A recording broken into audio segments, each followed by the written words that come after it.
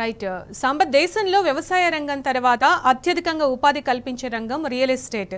అలాగే అలాంటి రంగం ఇప్పుడు తెలంగాణలో ఆటుపోట్లను ఎదుర్కొంటుంది. ఒకప్పుడు మనం చూసినట్టయితే రియల్ ఎస్టేట్ ఆఫీసుల దగ్గర అలాగే రిజిస్ట్రేషన్ ఆఫీస్ దగ్గర క్యూలో ఉండేవాళ్ళు. రిజిస్ట్రేషన్లు ఉండడం వల్ల రాష్ట్రానికి ఆదాయం ఉండేది.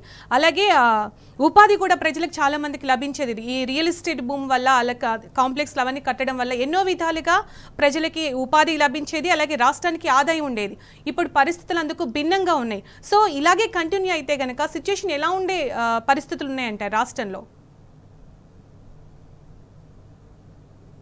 సునీత, పూర్తిగా రియల్ ఎస్టేట్ వ్యాపారం ప్రస్తుతం అయితే జీరో అయిపోయిందని చెప్పుకోవాలి. ఎందుకంటే ప్రభుత్వం అనుసరిస్తున్నటువంటి విధానాలే దీనికి ప్రధానమైనటువంటి కారణాలుగా చెప్పుకోవచ్చు. ఎందుకంటే ఈ ప్రభుత్వం దగ్గర ఒక పాలసీ లేదు. ఈ ప్రభుత్వాన్ని సింపుల్గా ఒక 3 ముక్కల్లో 3 క్వార్టర్స్గా విభజించి ఈ ప్రభుత్వం ఏం చేసిందో చెప్పేటువంటి ప్రయత్నం చేస్తాను. ప్రభుత్వం వచ్చినటువంటి మొదటి 3 నెలల్లో ముఖ్యంగా రియల్ ఎస్టేట్ పాలసీ ఎట్లా ఉండాలనేటువంటి అంశంలో ఈ ప్రభుత్వం ఒక నిర్ణయం తీసుకోలేకపోయింది. దానివల్ల చాలా పెద్ద నష్టం ఈ రాష్ట్రానికి జరిగింది. ఎందుకంటే తెలంగాణ రాష్ట్రం ఏర్పడిన నాడు కేసీఆర్ చేసినటువంటి మొట్టమొదటి పని ఏంటంటే రంగాల వారీగా, అంశాల వారీగా ఎటువంటి పాలసీలు తీసుకోవాలి, ఉద్దీపన ప్యాకేజీలు ఎట్లా ఉండాలి, ప్రభుత్వం మౌలిక వసతుల కల్పన ఎట్లా చేయాలి, ఎక్కడ రియల్ ఎస్టేట్ని డెవలప్ చేయాలి, ఎక్కడ వ్యవసాయాన్ని ఇంక్రీజ్ చేయాల్సినటువంటి ఆస్కారం ఉంటుంది, ఎక్కడ పరిశ్రమలను స్థాపించాలనేటువంటి అంశంలో ఒక స్పష్టమైనటువంటి రోడ్ మ్యాప్ వేసుకుని ఆ రోజు కేసీఆర్ ముందుకు పోయారు. కాబట్టి తెలంగాణ రాష్ట్రంలో భూముల ధరలకు రెక్కలు వచ్చి 1,02 లక్షలు అమ్మినటువంటి ఎకరము 15-20 లక్షలకు పోయింది. 5-6 లక్షలు అమ్మినటువంటి ఎకరం 50 లక్షల దాకా పోయింది. 50 లక్షలు అమ్మింది 1.5-2 కోట్లు అమ్మినటువంటి పరిస్థితి కనిపిస్తుంది. కానీ ఈ ప్రభుత్వం దగ్గర మొదటి క్వార్టర్లో 3 నెలల కాలంలో అటువంటి ఎక్సర్సైజ్ కానీ లేకపోతే రియల్ ఎస్టేట్ రంగాన్ని కాపాడుకోవడం కోసం చేయాల్సినటువంటి ప్యాకేజెస్ కానీ దానికి సంబంధించినటువంటి కూర్పు కానీ ఒక పాలసీ లేకుండా పోవడంతో మొదటి క్వార్టర్లో ఉన్నటువంటి ఈ ప్రభుత్వ నిర్లక్ష్యం, అలసత్వాన్ని వ్యాపారులు గమనించి ఇక్కడ గ్రోత్ ఉండేటువంటి ఆస్కారం లేదు తెలంగాణ రాష్ట్రంలో. ఈ ప్రభుత్వానికి రియల్ ఎస్టేట్ గ్రోత్ మీద ఒక అవగాహన లేదు అనేటువంటి నిర్ణయానికి వచ్చేశారు. సరిగ్గా 2వ క్వార్టర్ వచ్చేటప్పటికీ పక్కన అమరావతిలో అక్కడ చంద్రబాబు నాయుడు ఎన్నికల్లో గెలవటము, ఇక్కడ ఉన్నటువంటి ప్రభుత్వం మీద ఉన్నటువంటి అనేక సందేహాలు రావడంతో ఇక్కడ ఉన్నటువంటి వ్యాపారులు, పెట్టుబడిదారులు, రియల్ ఎస్టేట్లో ఉండేటువంటి బడా బడా సంస్థలు కావచ్చు, వ్యాపారులు కావచ్చు, పెట్టుబడిదారులు ₹4 సంపాదించుకున్నటువంటి ఆలోచన ఉన్న వాళ్ళు కొనుగోలు చేసి అమ్ముతుంటారు. అటువంటి వారంతా కూడా అమరావతి మీదకి వెళ్లిపోవడంతో 2వ క్వార్టర్లో తెలంగాణకు చాలా తీవ్రమైనటువంటి నష్టం జరిగింది. తెలంగాణకే కాదు మొత్తం జిల్లాలలో ఉన్నటువంటి రియల్ ఎస్టేట్ వ్యాపారాలు కూడా పూర్తిగా పడిపోయి దాని ప్రభావం ఖమ్మం జిల్లా మీద చాలా ఎక్కువగా కనపడుతుంది. ఎందుకంటే ఇటు హైదరాబాద్ అటు విజయవాడకు సెంటర్ పాయింట్గా ఉంటుంది ఖమ్మం. ఉమ్మడి రాష్ట్రంలో కూడా హైదరాబాద్, విజయవాడ తర్వాత అత్యధికమైనటువంటి రియల్ ఎస్టేట్ కూడా ఖమ్మం జిల్లాలో ఉంటుంది. ఇటువంటి చోట కూడా ఈ రియల్ ఎస్టేట్ ప్రభావం పడింది. ఇక 3వ క్వార్టర్లో చూసినట్టయితే కనుక ఈ ప్రభుత్వం తీసుకొచ్చినటువంటి హైడ్రా కావచ్చు, మూసీ సుందరీకరణ లాంటి వ్యవహారాలు కావచ్చు, అన్ని అనుమతులు ఉన్నప్పటికీ 20-30 ఏళ్లుగా నివాసం ఉంటున్నటువంటి ఇళ్లను కూల్చివేస్తున్నటువంటి దృశ్యాలు కావచ్చు ఈ 3rd క్వార్టర్లో ఈ ప్రభుత్వం తీసుకొచ్చింది. అంటే ఎక్కడ భూములు కొన్నా కానీ దానికి ఒక రక్షణ లేదు అనేటువంటి ఒక ఫీలర్ ప్రజల్లోకి పోవడం చేత ప్రజలు కొనుగోలుకు ముందుకు రావట్లేదు.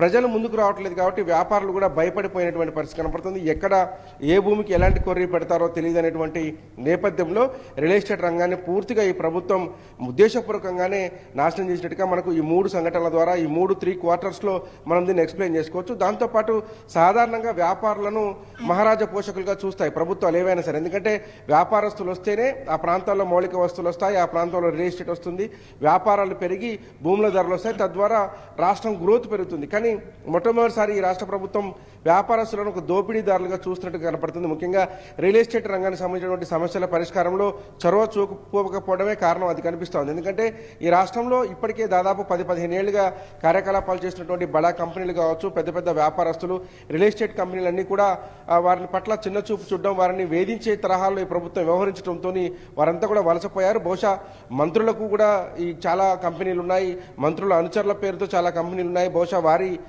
అవసరాలు, అవకాశాల కోసం బడా కంపెనీలు పక్కకు పంపించారనేటువంటి ఒక చర్చ కూడా తెలంగాణ వ్యాప్తంగా, ముఖ్యంగా ఖమ్మం జిల్లా వ్యాప్తంగా వినిపిస్తున్నటువంటి పరిస్థితి కనపడుతుంది. దీని మీద కూడా పెద్ద ఎత్తున చర్చ జరుగుతూ ఉంది. ఎందుకంటే ఇక్కడ వ్యాపారం చేయడానికి సుముఖత చూపని పరిస్థితులలో ఇక్కడ ఉన్నటువంటి స్థానిక నాయకత్వానికి సంబంధించిన వాళ్లే చేసుకోవచ్చు, వాళ్ళకే అవకాశాలు వస్తాయనేటువంటి ఒక దుర్బుద్ధి కూడా బహుశా కనపడతా ఉండొచ్చు. దీనికి తోడు హైడ్రా వల్ల జరుగుతున్నటువంటి నష్టమా లాభమా అనేటువంటి అంచనా వేసుకోలేనటువంటి కాంగ్రెస్ పార్టీకి సంబంధించినటువంటి సంబంధించినటువంటి ఎమ్మెల్యేలు ప్రెస్ మీట్లు పెట్టి హైడ్రా లాంటి తీసుకొస్తాం, కాడ్రా తీసుకొస్తాం, ఖమ్మం లాంటి చోట్ల కైడ్రా పెడతాం, పాలకుర్తి లాంటి చోట్ల పైడ్రా పెడతాం, వరంగల్లో కూడా ఇట్లా చేస్తాం అనేటువంటి ప్రకటనలు చూసినప్పుడు ఆయా ప్రాంతాలలో రియల్ ఎస్టేట్ గ్రోత్ పూర్తిగా పడిపోతుంది. ఎందుకంటే ఎప్పుడు ఏం తీసుకొచ్చి ఎలాంటి డిస్ట్రాయ్కి పాల్పడుతుందో ప్రభుత్వం తెలియని ఒక అనిశ్చితిలో ఉన్నటువంటి పరిస్థితి. ఎందుకంటే ₹4 కూడేసుకున్నటువంటి వాళ్ళు తమ దగ్గర ఉన్నటువంటి డబ్బులను పొదుపు చేసుకోవడం కోసం కొంతమంది భూములు కొంటారు, మరికొంతమంది రెట్టింపు ఆదాయం తమ ఆదాయాన్ని పెంచుకోవడం కోసం భూములు కొని అమ్ముతుంటారు, మరికొంతమంది వ్యాపారస్తులు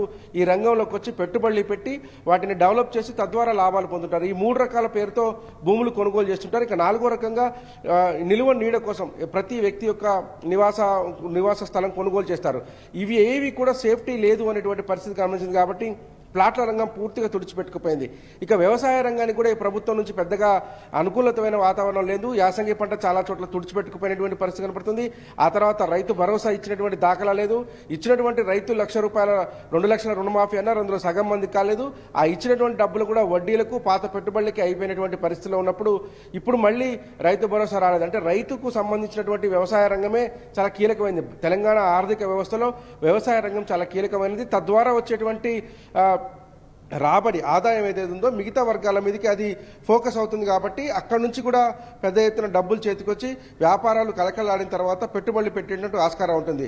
ప్రధానమైనటువంటి రంగం తెలంగాణలో వ్యవసాయ రంగాన్ని పూర్తిగా నిర్లక్ష్యం చేయడంతో రైతాంగం అంతా కూడా దిగాలు పడిపోయినటువంటి పరిస్థితి నేపథ్యంలో వ్యవసాయ భూముల కొనుగోళ్లు అమ్మకాలు కూడా పూర్తిగా నిలిచిపోయినటువంటి పరిస్థితులు దాపరించాయి. దీంతో మొన్నటిదాకా ఖమ్మంలో నివాస స్థలాలకైతే 30-40 వేలు పెట్టిన గజం దొరకనటువంటి పరిస్థితులలో ఇప్పుడు మళ్ళీ 27-28 వేలకు వెనక్కి తిరుగుముఖం పట్టినటువంటి పరిస్థితి కనపడుతుంది.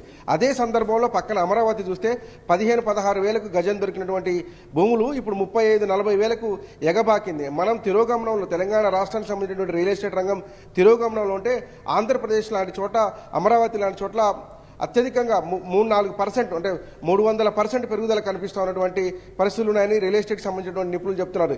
ఈ జిల్లాలో రియల్ ఎస్టేట్ కార్యకలాపాలు చేసేటువంటి వాళ్ళందరూ కూడా దాదాపుగా ఇక్కడ రియల్ ఎస్టేట్ వ్యాపారాన్ని పూర్తిగా స్తబ్దులోకి తీసుకొచ్చి పక్కన అమరావతిలో చేసుకుంటున్న పరిస్థితి ఉన్నది. వేరే జిల్లాలకు తరలి వెళ్ళేటువంటి పరిస్థితి ఉంది.